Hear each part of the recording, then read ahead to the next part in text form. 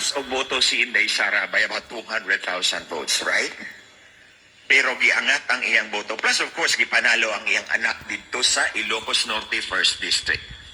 But I believe, gipromise na ni Lisa Marcos sa iyang anak, I will make you president one day. The problem is, the son is still young. So kinahanglan niya another one to hold the fort.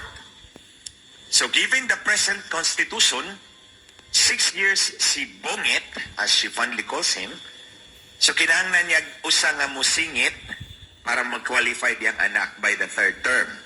So all in all, Lisa Marcos will have 18 years of power. So iyang bana for 6 years, si Tambi ang iyang isingit. Pagkatapos ni Tambi, qualified na iyang anak to run for president. That's the agreement I believe with Smartmatic. Ang ipangayon ni Smartmatic is my head.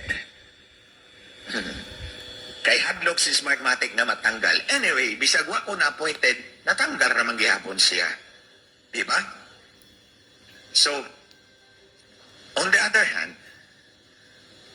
si Tambi po, nasa ko i-reveal sa inyo for the first time. I've worked with him when I was congressman.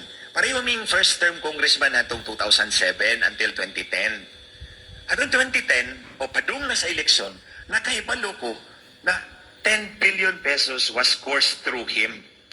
Kay, naamto sa posisyon sa party. So, gi-course ang 10 billion sa iyaha.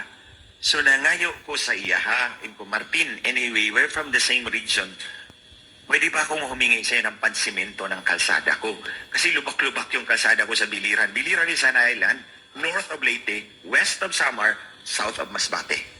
So, it's a small island wedged between those big islands. So, ingon siya na ako, ayog saba, sa uban. Kung di lagi ko magsaba, kami ninyo mga kaigsunan, para kami mga magnanakaw nagtago doon sa gilid ng door ng session hall, sir. Kasi ayaw niya, doon sa session hall, ibigay ko yung letter, yung folder, kasi may request yun, sir, eh. Tapos sabi niya, huwag tayo dyan. Nagtago kami doon sa gilid ng window, ng door, para kami mga magnanakaw doon na nagtago-tago. Tapos binigay ko sa kanya, tinanggap niya. 2 years later, I found out 525 million pesos was released per that request. Pero walay karsadang ning abot sa akong distrito. Ang pangutanan ako kang Tambi, nasa ang 525 million. That's accountability. Oh. Wa pa ninyo na naibawit. This is the first time nga akong gisulti sa inyo sa katauhan. Oh. Ang tanong ko kay Tambi, nasaan ang 525 million na ni-request ko para sa kalsada ng distrito ko. Na-release yung pera, nawala ang kalsada. Walang dumating doon sa amin. Where did it go, Tambi? Oh. So imagine, there's a lot of hypocrisy in these people.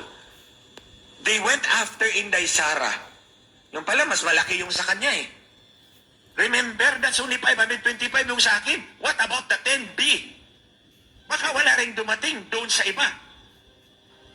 And I think Mr. Tambi should start explaining himself to the public now that it's open, it's right out there. So, balik ta kang